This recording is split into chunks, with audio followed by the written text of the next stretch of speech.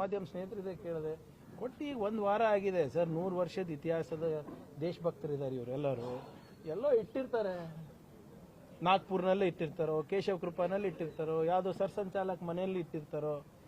ತರ್ತಾರಲ್ಲ, ಇವತ್ತಿಲ್ಲ ನಾಳೆ ದಾಖಲೆಗಳು ತರ್ತಾರೆ. ಯಾಕೆ ಅಷ್ಟಾತ? ಸ್ವಲ್ಪ ಟೈಮ್ ಕೊಡಿ. ಇಲ್ಲ ಅಂದ್ರೆ ಸೃಷ್ಟಿ ಮಾಡಿಸ್ಬೇಕಲ್ಲ. ಕಾನೂನಿದೆ ಅಲ್ರಿ. ಕೊಡ್ಲೇ ಇಲ್ಲ ಅಂದ್ರೆ ನಿಮಗೊಂದು ಕಾನೂನು, ನಮಗೊಂದು ಕಾನೂನಾ? ಅವ್ರಿಗೊಂದು ಕಾನೂನಾ?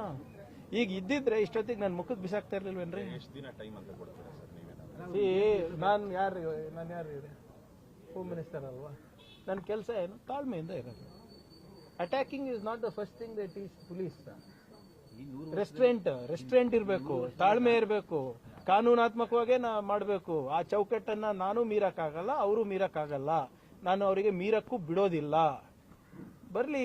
ಈಗ ಇಷ್ಟು 100 ವರ್ಷ ಕಾದಿದ್ದೀರಂತೆ ಒಂದು ಡಾಕ್ಯುಮೆಂಟಿಗೆ, ಇನ್ನ ಒಂದು ತಿಂಗಳ ಕಾಯಕ್ಕೆ ಏನಪ್ಪ ನಿಮ್ಗೆ? ಸೊ ಆದ್ರಿಂದ ಇವತ್ತಿಲ್ಲ ನಾಳೆ ಬರ್ತಾರೆ. ಸುಮ್ಮನೆ ಯಾರ್ಯಾರೋ ನೀವು ದೊಡ್ಡ ಲಾಯರಿಗೆ ಎಡಿಟೋರಿಯಲ್ ಬರ್ಸೋದು, ಸಾಮಾಜಿಕ ಜಾಲತಾಣದಲ್ಲಿ ದೊಡ್ಡ ಫೇಸ್ಬುಕ್ ಪೋಸ್ಟ್ ಹಾಕ್ಸೋದು, ಅಥವಾ ಯಾವುದೋ ಒಂದು ಪಾಡ್ಕಾಸ್ಟ್ ಮಾಡಿಸೋದು, ಅದೇನೂ ಫರಕ್ ಬೀಳಲ್ಲ ನನಗೆ.